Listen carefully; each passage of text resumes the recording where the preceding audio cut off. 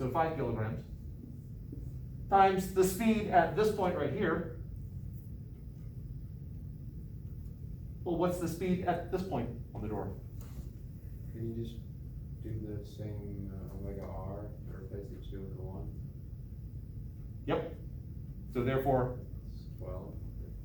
so 1/2 times 5 times 12 squared plus 1/2 times 5, because now we're on the second half of the door, times, it's still going to be 24 squared. So what's our estimate number 2?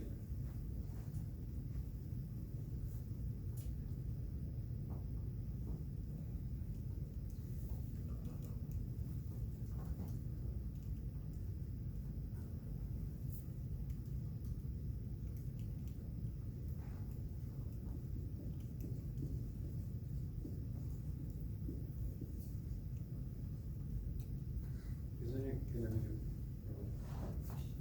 Never mind. 1800? Okay. So this should be more accurate. Notice it's significantly less than what we did the first time. Oh, let's do it again. We're going to break it into 4 pieces instead of just those 2 pieces. Do an amazing drawing of it again. So I'm going to break it into 4 pieces. Got 1, 2, 3, and 4. And so the total kinetic energy is this, the kinetic energy of each part added together. So estimate number 3.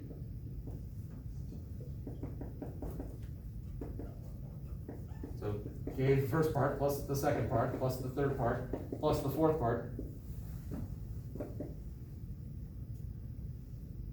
And so this is 1/2 times, well, now it's 1/4 of the door, so this would be 2.5 kilograms each for each piece.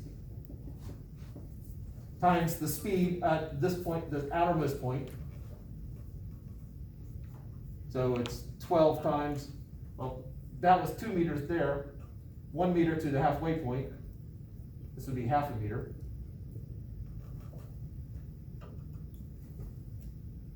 So it's 12 times 1/2, or 6 squared, plus 1/2 times 2.5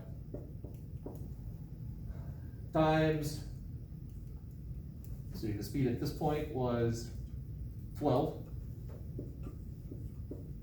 plus 1/2 times 2.5 times the speed at this point, which would be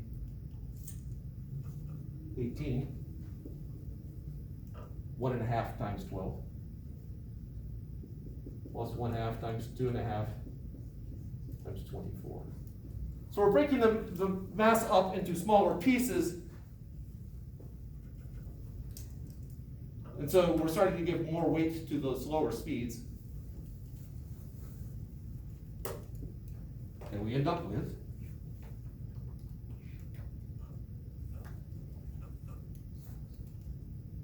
I got 1350.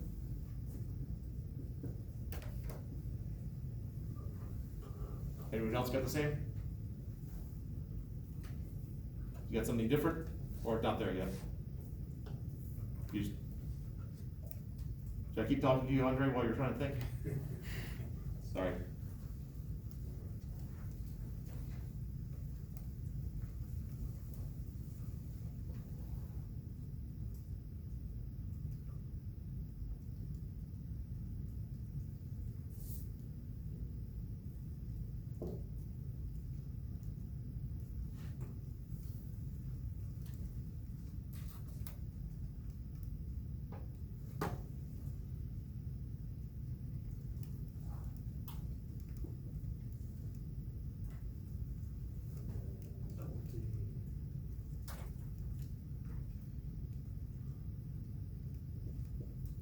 That's what I got. You got the same thing? Okay. I don't have to look at my hand anymore. All right. So notice that it, again, got smaller, because again, our estimates are on the high side. They got smaller, but didn't drop down as much as the first one did. And yeah, we could do this again. And as much fun as it's going to be, you can do that at home if you wish. We're going to start doing a little shorthand. Because at some point, it just becomes tedious. Of course, we haven't hit that point yet, but. Now I'm adding a whole bunch just repetitive stuff over and over again here. Of course, the math people have something to make so I don't have to write as much. If I'm adding up repetitive stuff over and over again, they use a symbol called the capital sigma, or sigma. This represents sum of, S-U-M, of, and the letter is a capital sigma. I think so.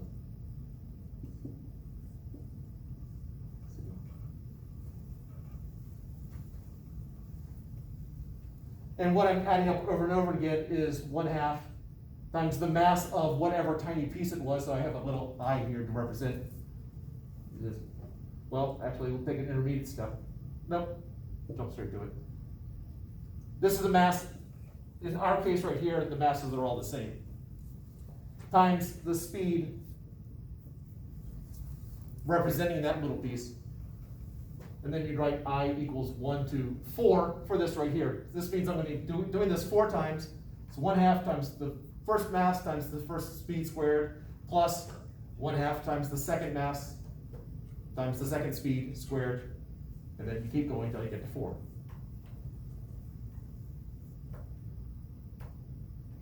So if I wanted to break up into 8 pieces, I just change that number right there. That says I'm going to break it up into 8 pieces.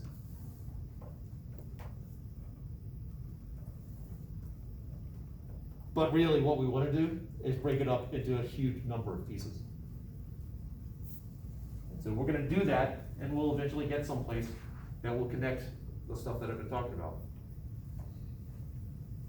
And this is all to find the speed of different parts of the door? Yep. The V sub I is the speed of whatever part of the door that is. I'm guessing there's an easier way to do this.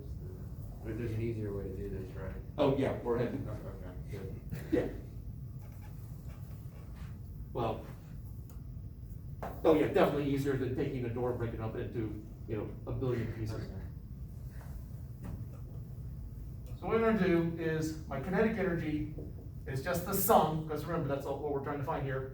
I goes from 1 to big, some big number. 1/2 times mass of I times V sub I squared. Now, there are a couple things that are common to every single one of these terms. Every one of these terms has a 1/2 in it. And if I got something common to every term, I can factor it out. You think about the distributive property, this is the reverse of it. So I can factor that 1/2 out and just multiply 1/2. I could just do that and just multiply everything by 1/2. I don't have to multiply 1/2 as I go, I could just do that at the end. The other thing that we have in common here, that all these pieces have in common, is they all rotate at the same rate. They all have the same omega. So this is equal to 1/2 times the sum of I equals 1 to some huge number, m sub I times, well, V is equal to omega R, so that's just omega times R sub I squared. We are approaching the endpoint, which is equal to 1/2 times I equals 1 to some huge number, m sub I. And I'm squaring both things here, so this is omega squared times Ri squared. 2 steps to go.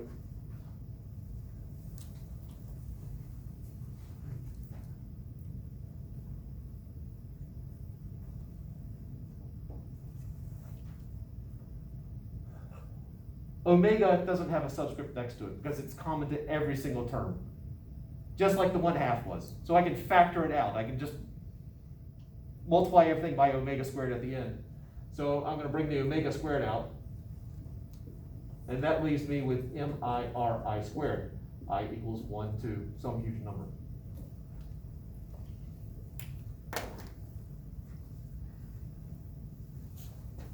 And I'm sure most of you are looking at that and go, wow, that is easier. But for those of you, just in case, on the off chance that one of you is not looking at that and going, oh wow, that's easier, this right here has a special name. which doesn't make it easier, but it's a big thing here. This is the moment of inertia. All the moment of inertia is, rotational inertia, is you take the mass times the distance from the axis of rotation, square that, and you do that to all the tiny little pieces inside. So my rotational kinetic energy is 1/2 times the moment of inertia times omega squared. Now, why does this make it easier? Because pretty much every beginning textbook in physics is going to have a chart like the one on page, come on.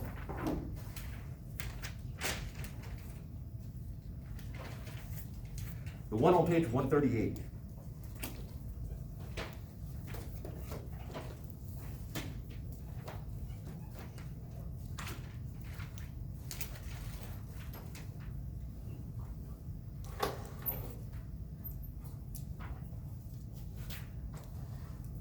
Now, this is not your textbook, this is a calculus-based textbook, but it also has a very similar chart to it.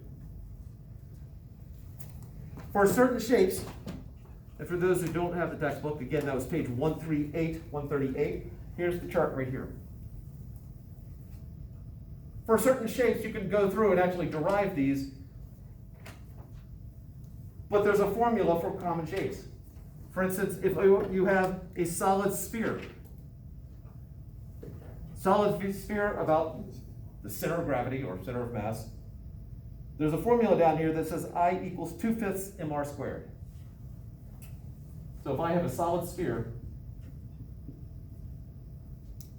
spinning about its middle, the moment of inertia formula is 2/5 times the total mass times the radius of the ball squared. That 2/5 comes from trying to pick that spot where the speed squared is average.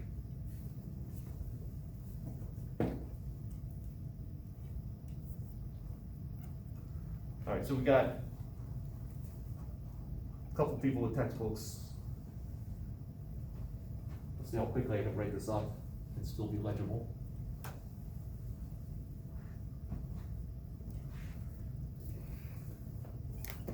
want a marker that actually will mark.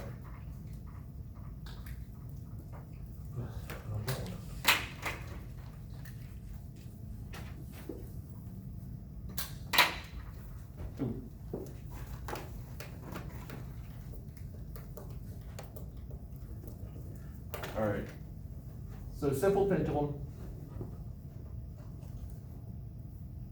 Basically something swinging, a mass on the end of a string swinging back and forth. I is equal to mr squared, where that distance there is r. For a hoop about normal axis,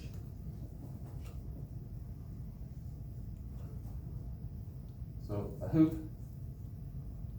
that's my attempt to draw a hoop. I'm hoping you can gather what that is. Rotating about the center right there is I is equal to mr squared. So that would be, take the wedding ring that's rotating about its central axis. Notice normal is a term that Hewitt's using. This is again perpendicular. It's perpendicular to, you think about the hoop on the board right here, it's perpendicular to that.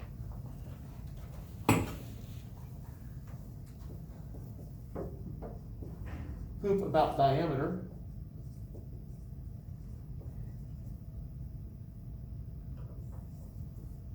So rotating about that point right there. So, here we go.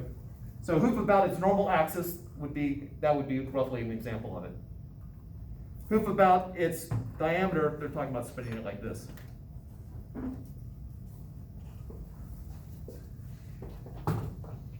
That's 1/2 mr squared.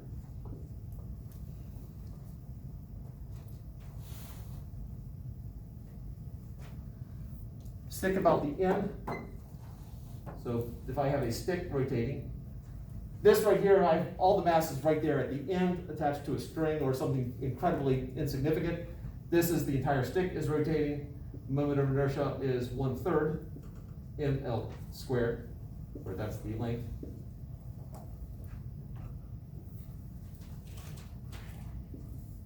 Stick rotating about its center, like that.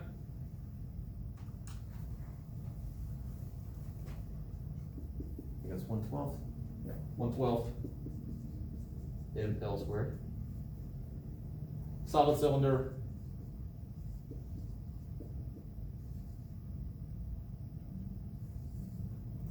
So this is a hoop, so this is empty inside, this is a solid cylinder rotating about the normal axis. 1/2 mr squared. And the last one is solid sphere, which I wrote over here. All right, so.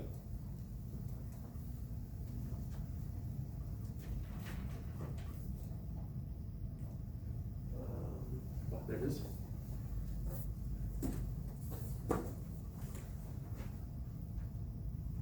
I have a disk. What formula would I use?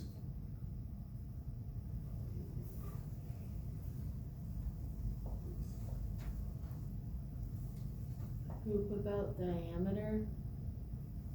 The hoop about diameter would work if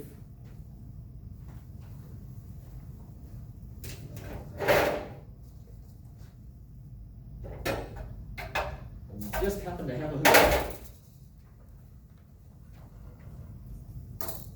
All right, so I guess I need to specify how it's going to rotate. It's rotating about like this. This is what I was picturing, rotating about the normal axis. Specified diameter. The big difference between the two is that this is empty in the middle and this is solid in the middle. This is solid all throughout here. So hoop is not quite the right one. Would it be stick about CG? Stick about the center of gravity. You said CG? Yeah.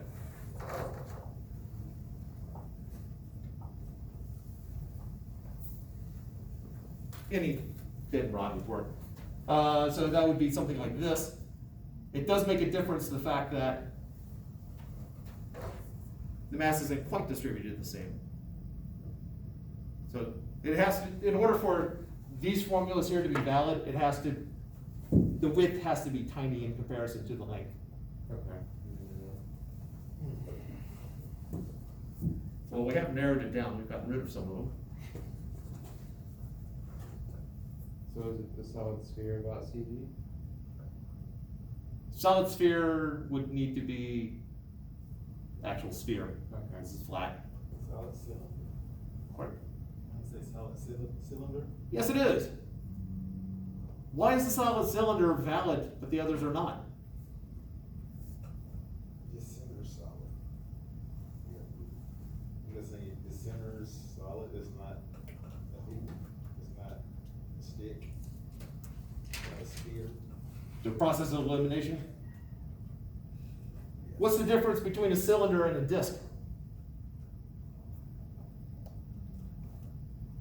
Cylinders, it's like, The dimensional, Sorry, the dimensions, you said convention? dimensions, Dimension, how so?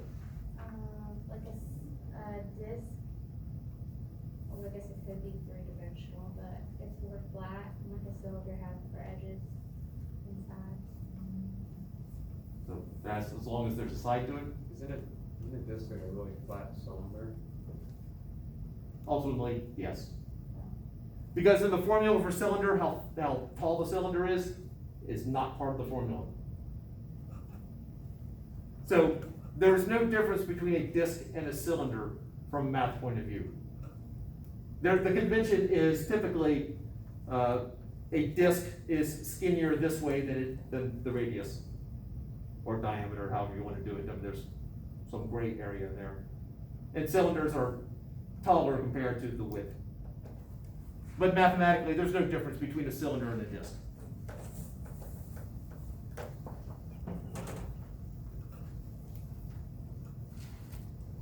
What does stick about end mean? Stick about end, what does that mean?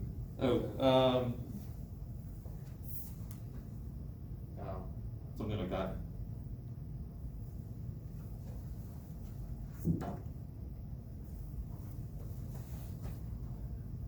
Another key thing here, one, for common shapes, the formula's been already done for you. The other thing to keep in mind is this is a sum. So if I wanted to figure out what my moment of inertia is about my center, if I turn around like this, what is my moment of inertia? Well, I can treat myself as a bunch of little parts. I can treat this as my hand, as basically a simple pendulum. I got this ball of mass a certain distance away from the center. My arm I could treat as a stick rotating about its end. My body sort of a cylinder. Legs, I got two cylinders. Or if I keep them together, I can sort of treat it like one. So if you've got multiple parts here, you just add them together.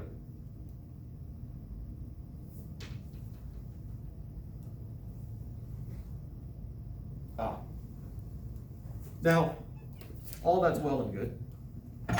Yay, we have formulas. Let's actually do a quick plug and chug, and then we'll talk about what does it really mean.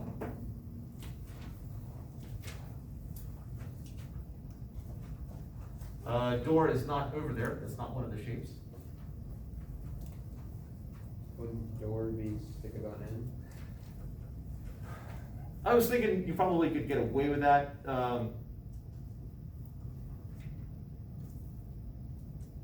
Or is it stick about CG except it only half a stick? Actually, I will agree with that. Because you could treat the door as a whole bunch of, if you sort of imagine chopping it up into a whole bunch of sticks all rotating about the end. Yeah, I think you could get away with that.